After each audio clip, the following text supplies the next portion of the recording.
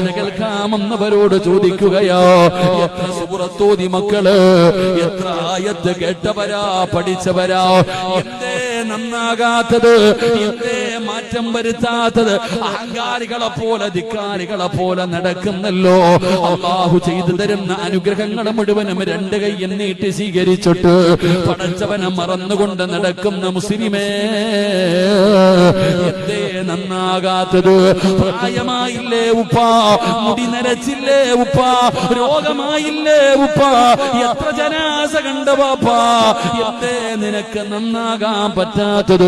എന്റെ ഉമ്മമാരോട്, എന്റെ സഹോദരിമാരോട്, ഉമ്മാ കൂടെ പഠിച്ചവര് കബറിലെത്തിയില്ലേ, തൊലിയൊക്കെ ചുളുങ്ങിയില്ലേ, ഒരുപാട് രോഗമായില്ലേ, പ്രായമായില്ലേ, ജീവിതത്തിൽ മാറ്റം വരുത്താൻ പറ്റുന്നില്ലെങ്കിൽ പേടിക്കണം പെങ്ങള്, ഭയപ്പെടണം പെങ്ങള്.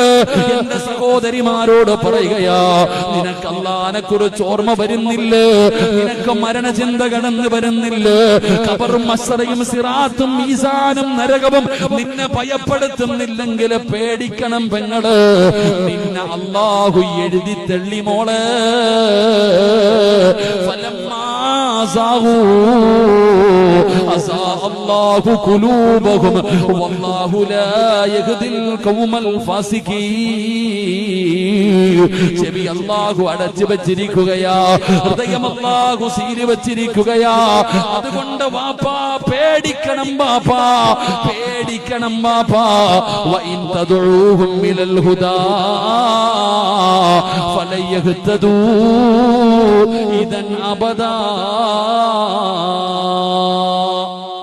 അല്ലാഹു പറയുകയാ, നമ്മുടെ കൂട്ടത്തിൽ ചിലരുണ്ട്, അവരുടെ ചെവി അല്ലാഹു അടച്ചു വെക്കും, അവരുടെ ഹൃദയം അല്ലാഹു സീല് വെക്കും.